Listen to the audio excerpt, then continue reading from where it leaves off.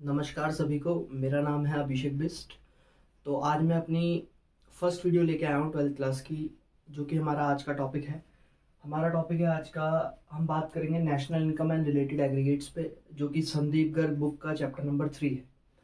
तो बिल्कुल बेसिक से समझेंगे कि एक एक चीज़ की इस चैप्टर में किस किस टॉपिक पर हम बात करने वाले हैं। तो आइए बोर्ड पर चलते हैं और स्टार्ट करते हैं आज का टॉपिक। जैसे कि मैंने यहाँ पर एग्रीगेट्स लिखे हुए हैं नेशनल इनकम के। बेसिकली 8 एग्रीगेट्स लिखे हुए हैं, 1 2 3 4 5 6 7 8। अब ये एग्रीगेट्स होते क्या है, नेशनल इनकम होती क्या है, बिल्कुल स्टार्टिंग से बेसिक से समझेंगे। तो मैं क्या कर रहा हूँ, मैं इन 8 में से किसी भी एक एग्रीगेट को पकड़ के चल रहा हूँ। फॉर एग्जाम्पल मैंने फर्स्ट वाला पकड़ लिया। अब फर्स्ट क्या है, जीडीपी एमपी। अब इसमें मेन चीज हमें समझनी है, एक एक अल्फाबेट का मीनिंग समझना है। फॉर एग्जांपल जैसे यहाँ पे जी लिखा हुआ है, तो जी का मीन्स है, मतलब है ग्रॉस। क्या है, ग्रॉस। डी का मतलब है डोमेस्टिक। पी का मतलब है प्रोडक्ट। और एमपी का मतलब है मार्केट प्राइस। एमपी का मतलब है मार्केट प्राइस। जी का मतलब है ग्रॉस, डी का मतलब है डोमेस्टिक, पी का मतलब है प्रोडक्ट, एमपी का मतलब है मार्केट प्राइस। फॉर एग्जांपल अब मैं एक और एग्रीगेट उठा रहा हूं, जैसे कि मान लो मैंने ये वाला उठा लिया। ये क्या है, जीएनपी एमपी। जी का मतलब वही ग्रॉस। अब एन का मतलब चेंज हो गया, एन का मतलब हो गया नेशनल। एमपी का मतलब वही है मार्केट प्राइस। पी का मतलब तो प्रोडक्ट है ही। एक और एग्रीगेट उठा लेता हूं, सपोज मान लो ये उठा लिया, थोड़ा अलग सा लग रहा है, एनएनपी एफसी। अब यहां पर इस वाले में हमें पहले जी दिख रहा था, जिसका मतलब क्या था, ग्रॉस। अब इसमें हमें फर्स्ट क्या दिख रहा है, अल्फाबेट एन। इस एन का मतलब है नेट। क्या मतलब है, नेट। सेकंड वाला जो एन है उसका मतलब तो नेशनली रहेगा। अब यहां पर एमपी था, यहां पर एक नई चीज दिख रही है जो कि है एफसी। एफसी का मतलब क्या होता है, फैक्टर कॉस्ट। ठीक है। तो बेसिकली यहां पर 8 एग्रीगेट्स लिखे हैं नेशनल इनकम के, बट मैंने कोई भी 3 एग्रीगेट उठा लिया रैंडमली। फॉर एग्जांपल हमने क्या सीखा, एमपी का मतलब है मार्केट प्राइस, जी का मतलब है ग्रॉस, एन का मतलब है नेशनल, और यहां पर एन का मतलब है नेट। अब ये ग्रॉस, नेट, एमपी, एफसी, ये क्या चीजें हैं, एक एक करके बिल्कुल डेप्थ में समझते हैं। अभी तक हमने ये जाना कि इन अल्फाबेट्स का मीनिंग क्या है, जैसे जी का मतलब ग्रॉस, एन का मतलब नेट, नेशनल, एमपी का मतलब मार्केट प्राइस, एफसी का मतलब फैक्टर कॉस्ट। अब हम ये समझेंगे कि एक्चुअली में होते क्या है। फॉर एग्जाम्पल मैं सबसे पहले बात करता हूं ग्रॉस की। जी का मतलब क्या था, ग्रॉस। अभी ग्रॉस क्या है, ग्रॉस का मतलब है ग्रॉस वैल्यू।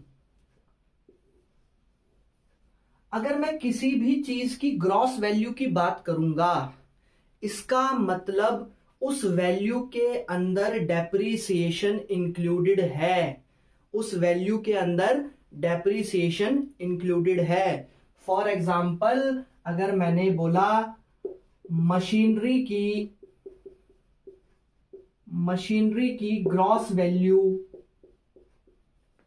है 1,00,000 रुपए, इसका मतलब इस 1,00,000 रुपए के अंदर डेप्रिसिएशन की वैल्यू इंक्लूड होगी। डेप्रिसिएशन क्या होता है, क्लास 11th में पढ़ा होगा। जैसे जैसे टाइम बीतता है वैसे वैसे फिक्स्ड एसेट्स की वैल्यू कम होती चली जाती है due to wear and tear. For example मैं गाड़ी लेके आया, मैं अपने गराज में खड़ी कर रखी है 4 साल से, बिल्कुल नहीं चलाई, बट 4 साल बीत गए ना, तो टाइम बीतने के साथ उसकी वैल्यू क्या हो जाएगी, धीरे धीरे कम हो जाएगी। एक होता है ग्रॉस वैल्यू, और एक एन का मतलब पढ़ा था हमने नेट, उसका मतलब होता है नेट वैल्यू। नेट वैल्यू को हम एक्चुअल वैल्यू के नाम से भी जानते हैं बेसिकली। अब इस चैप्टर में ना जी का मतलब पता चल गया ग्रॉस, एन का मतलब पता चल गया नेट वैल्यू। अब हमें इन दोनों वैल्यूज के बीच में रिलेशन फाइंड करना है। क्या फाइंड करना है? रिलेशन फाइंड करना है। कैसे करेंगे? देखो, एक तरफ मैंने लिख लिया ग्रॉस, एक तरफ मैंने लिख लिया नेट। ठीक है, अभी मैंने क्या बताया, ग्रॉस वैल्यू के अंदर डेप्रिसिएशन इंक्लूड होता है। तो अगर मुझे ग्रॉस से नेट निकालना है, या कहूं ग्रॉस वैल्यू से नेट वैल्यू निकालनी है, तो इसमें डेप इंक्लूड है। तो ग्रॉस से नेट निकालने के लिए मुझे डेप्रिसिएशन को सब्ट्रैक्ट करना पड़ेगा। डेप्रिसिएशन को सब्ट्रैक्ट करना पड़ेगा। सिमिलरली अगर मुझे नेट से ग्रॉस आना है तो बिल्कुल मैं इसका ऑपोजिट करूंगा। ग्रॉस से नेट गया था, डेप माइनस किया था। नेट से ग्रॉस आऊंगा तो डेप को क्या करूंगा? इंक्लूड करूंगा। डेप का मतलब डेप्रिसिएशन। ग्रॉस से नेट जाऊंगा, डेप को सब्ट्रैक्ट करूंगा। नेट से ग्रॉस आऊंगा, डेप को ऐड करूंगा।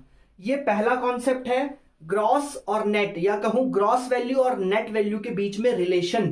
क्या रिलेशन है दोनों के बीच में? डेप्रिसिएशन का भैया। किसका रिलेशन? डेप्रिसिएशन का। ग्रॉस से नेट पे जाएंगे, डेप को सब्ट्रैक्ट करेंगे। सिमिलरली नेट से अगर ग्रॉस पे आएंगे तो डेप को क्या करेंगे? ऐड करेंगे। क्या करेंगे? ऐड करेंगे। अब बात करते हैं अपने सेकंड कॉन्सेप्ट के बारे में, जो कि हमने पढ़ा था अभी जस्ट थोड़ी देर पहले। डी का मतलब यहां पर डोमेस्टिक है और एन का मतलब नेशनल है। एन का मतलब नेशनल है। अब जैसे देखो, डोमेस्टिक से पता चल रहा है घरेलू, यानी वो इनकम जो हमारी टेरिटरी के अंदर कमाई गई है, this is called domestic income.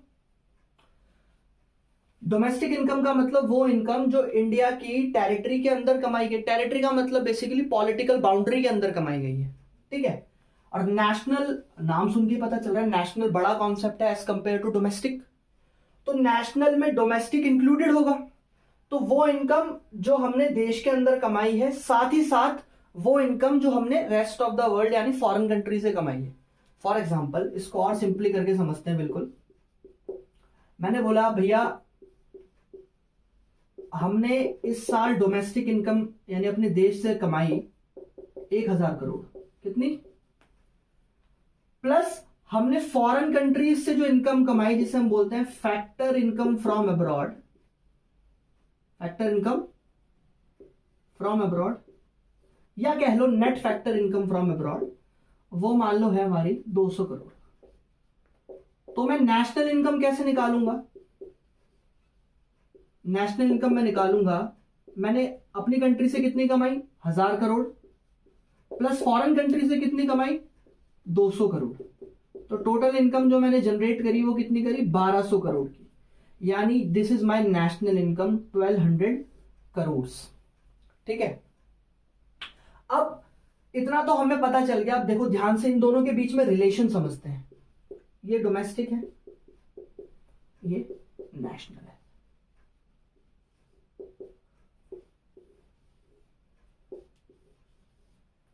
अगर डोमेस्टिक से नेशनल पर जाना है, ध्यान से सुनना, अगर डोमेस्टिक से नेशनल पर जाना है तो डोमेस्टिक से अगर, सॉरी रफ हो गया, डोमेस्टिक से अगर नेशनल पे जाना है तो NFIA ऐड करना पड़ेगा। NFIA की फुल फॉर्म लिखी हुई है यहां पर मैंने, net factor income from abroad.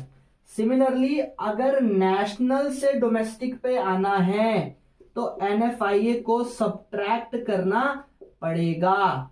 Net factor income from abroad को सब्ट्रैक्ट करना पड़ेगा। एक बार और सुन लो, डोमेस्टिक से नेशनल पे जाऊंगा, NFIA ऐड करूंगा। नेशनल से डोमेस्टिक पे आऊंगा, NFIA सब्ट्रैक्ट करूंगा। अब ये NFIA है क्या, ध्यान से समझो। NFIA देखो, दो कॉन्सेप्ट होते हैं।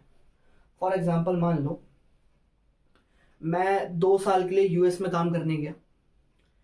यूएस से जो मैंने पैसा कमाया वो मैं अपनी कंट्री लेके आऊंगा, obviously because I am Indian. तो मैंने जो यूएस से पैसा कमाया, this is my factor income from abroad. ठीक है, जो मैंने यूएस से पैसा कमाया, प्लस बहुत अदर कंट्रीज के लोग होंगे जो इंडिया में आके काम कर रहे हैं। ठीक है, तो वो इंडिया से पैसा कमाकर अपने देश लेके जाएंगे, तो हमारा जो पैसा है वो बाहर जाएगा। This is called factor income to abroad. Factor income to abroad, देखो ध्यान से सुनो। फ्रॉम अब्रॉड का मतलब जो हमारे इंडियन रेजिडेंट्स ने, जो इंडिया के लोग हैं, इंडिया के नागरिक हैं, बाहर से जो पैसा कमाकर देश में लेके आए, this is called factor income from abroad. Plus बाहर की कंट्री के लोग जो इंडिया से पैसा कमाकर ले गए, this is called factor income to abroad. अगर मैं फैक्टर इनकम फ्रॉम अब्रॉड में से फैक्टर इनकम टू अब्रॉड को सब्ट्रैक्ट कर दूं तो मेरा क्या निकल के आ जाएगा, NFIA, net factor income from abroad. ये चीज ध्यान में बैठा लो। अगर डोमेस्टिक और नेशनल की बात होगी तो NFIA दिमाग में रखना। डोमेस्टिक से नेशनल जाएंगे NFIA प्लस होगा, नेशनल से डोमेस्टिक आएंगे NFIA सब्ट्रैक्ट होगा। ठीक है,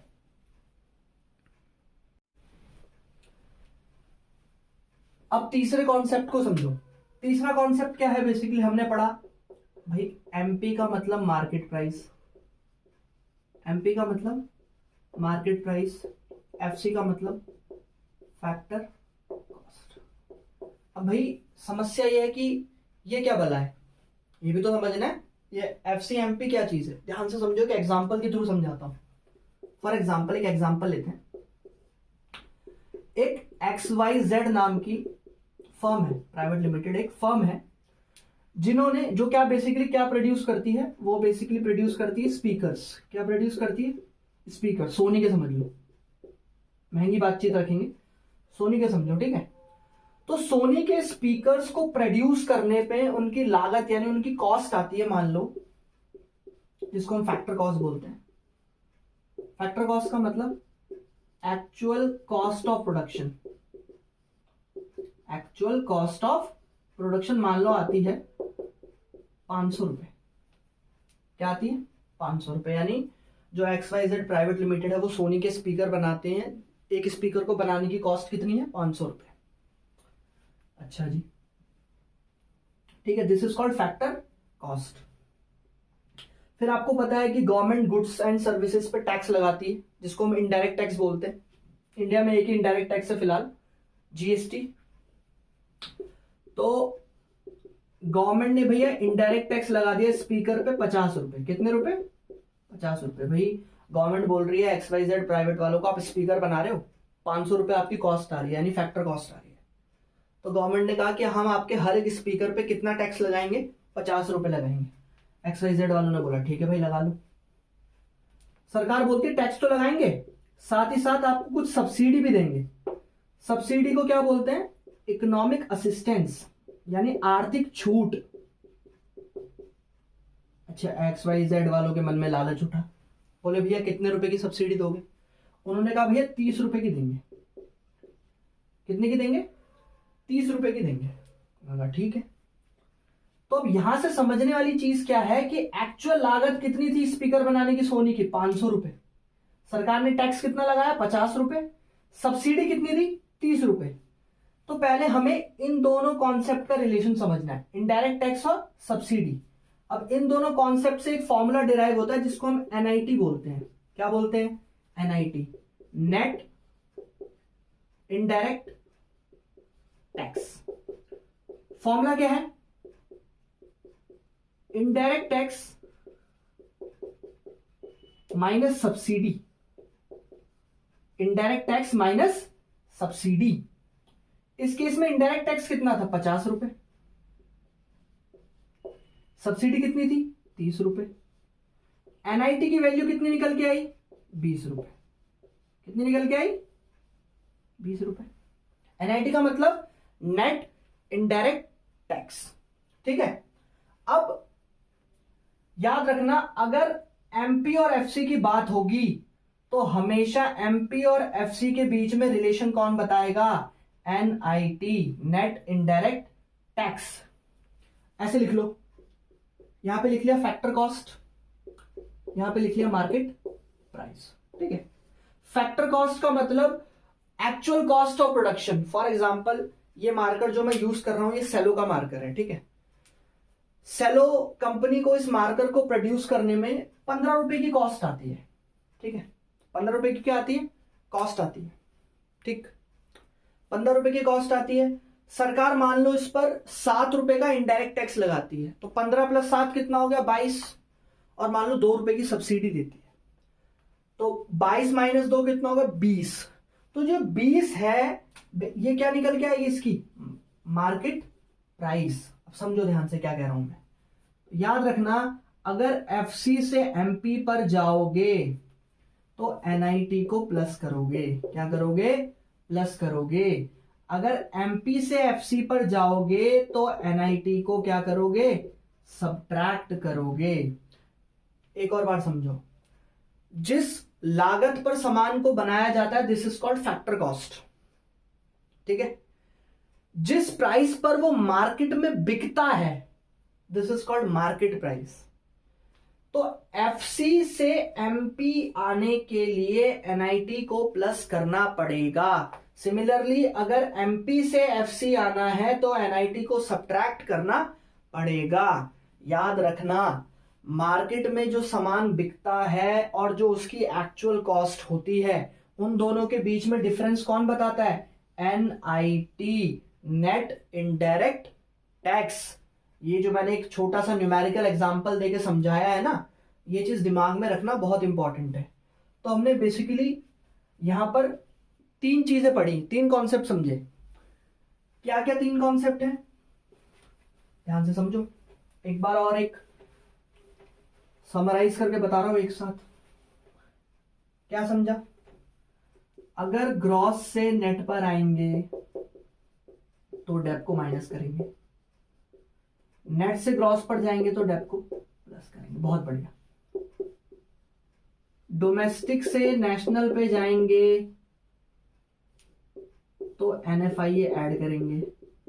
ठीक है जी, नेशनल से डोमेस्टिक पे आएंगे तो एनएफआईए सब्ट्रैक्ट करेंगे। सिमिलरली एफसी से एमपी पर जाएंगे तो प्लस एनआईटी करेंगे। एनआईटी का मतलब नेट इनडायरेक्ट टैक्स, याद रखना। एमपी से एफसी पर आएंगे तो एनआईटी को सब्ट्रैक्ट करेंगे। ठीक है, ये 3 कॉन्सेप्ट हैं। तो इस टॉपिक की पहली क्लास में यहीं पे खत्म कर रहा हूं। सेकंड जो क्लास लेके आऊंगा वो न्यूमेरिकल्स के साथ लेके आऊंगा। आई होप सो आप सभी को वीडियो पसंद आएगी। अगर पसंद आए तो मेरे चैनल को सब्सक्राइब करना, बेल आइकन को प्रेस करना, क्योंकि मैं अब कंटिन्यूअसली वीडियोस पोस्ट करूंगा, और हो सके तो शेयर करना अपने फ्रेंड्स के साथ। थैंक यू सो मच, मिलते हैं नेक्स्ट वीडियो में।